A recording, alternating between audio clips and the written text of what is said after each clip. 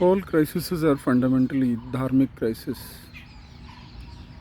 Women murdering their male partners or husband is a dharmic crisis. Students not concentrating on their studies and finding themselves in directionless position is a dharmic crisis. Lack of concentration is a dharmic crisis. Lack of focus and meaning in life and career is a dharmic crisis. Lack of employment opportunities is a dharmic crisis. Lack of interpersonal relationship is a dharmic crisis.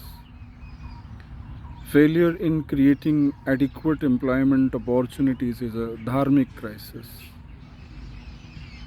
Unless students start living according to the rules of nature, like following the sun cycle, exposing their bodies and mind adequately to the sunlight,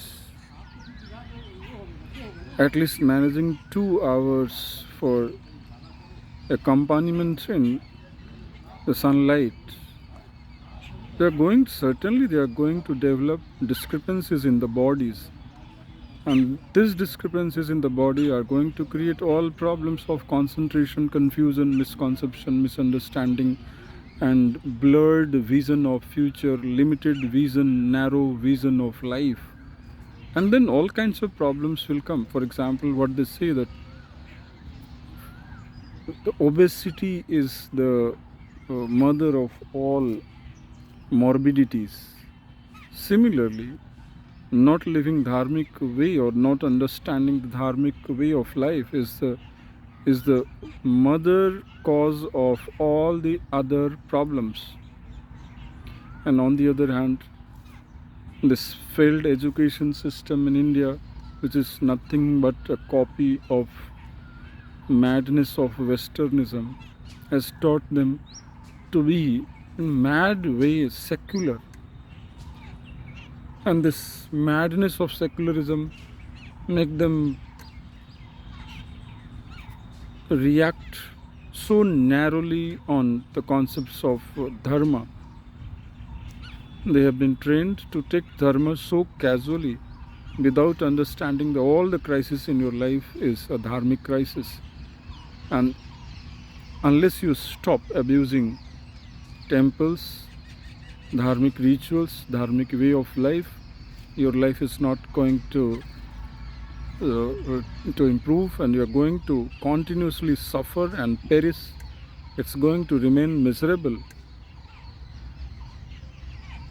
And dharmic way of life does not necessitate you to remain in worship mode for hours and hours.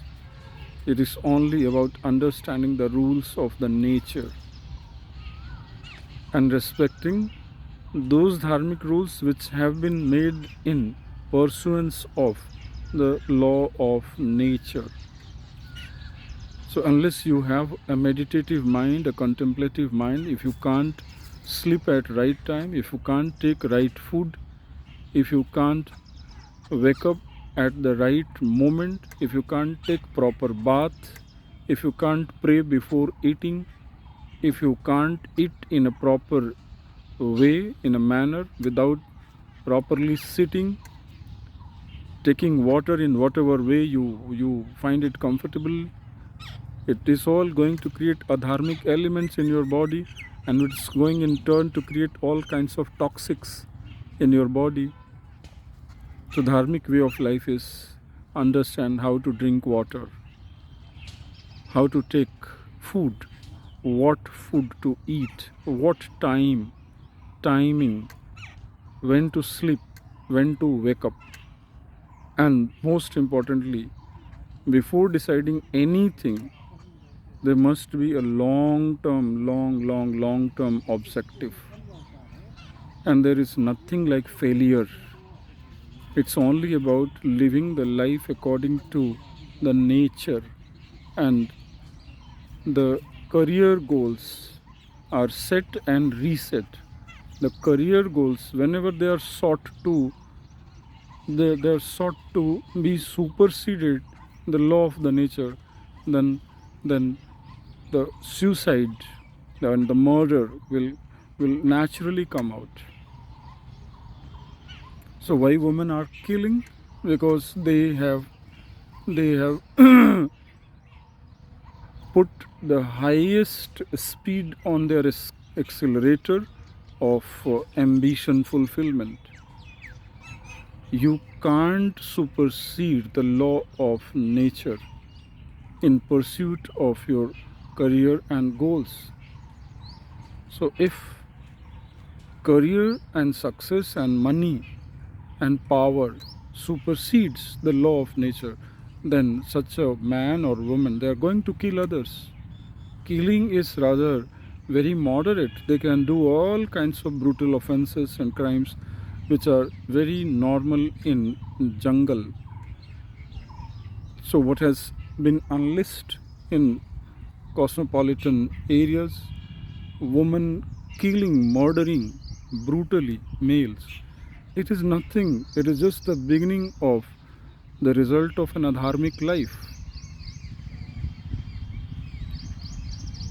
Similarly, students pursuing the goal of clearing or making careers in civil services, they are of 17, 18 years of age and they want to do everything at the age of 20. This is adharmic, this is papa, this is failure. You're going to develop all kinds of adharmic elements which will make you either so egoistic or so inferior that can take you either to killing or to suicide, killing others or to kill yourself.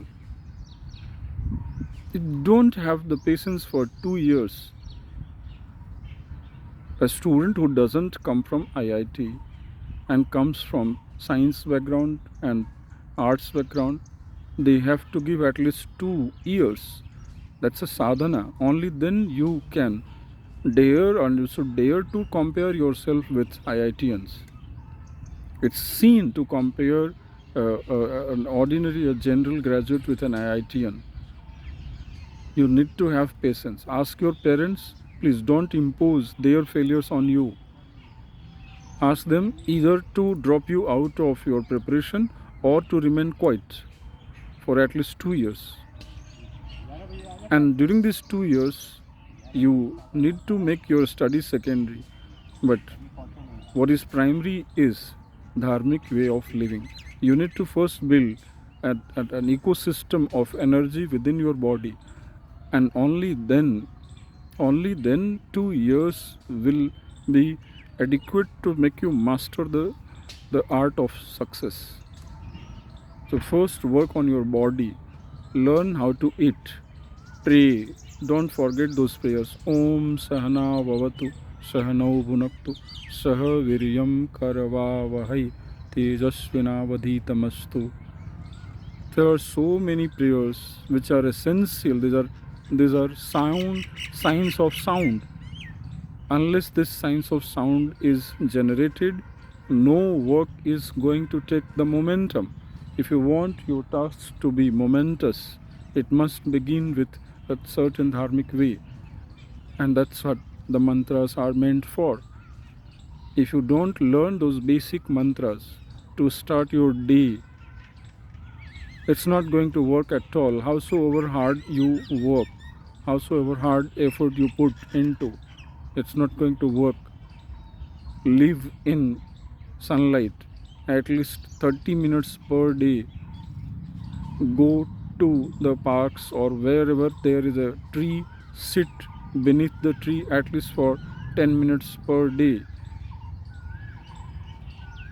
Study 10 hours, 8 hours, but at least 2 hours must manage to remain connected with the nature. That's the Wi-Fi, a natural Wi-Fi. We have an artificial cable-based Wi-Fi. Similarly, we have invisible Wi-Fi connected with the universe. When you disconnect that Wi-Fi, this Wi-Fi is not going to take you to the goal where you want to reach. So all kinds of failures. Even the governments are failing in creating employment because they have failed in understanding what dharma can do for their economics. Dharma is the infinite economics. Dharma only can create job for all. That is what is happening in India, in Ayodhya, and in some places which have been given importance recently. They are, the temples are creating the infinite number of economic wealth and opportunities. All these things were ignored, and India remained not only economically backward but civilizationally backward, psychologically backward, creating all kind of failed minds, violent minds, genocidal and psychologically distorted minds. So return back to the nature.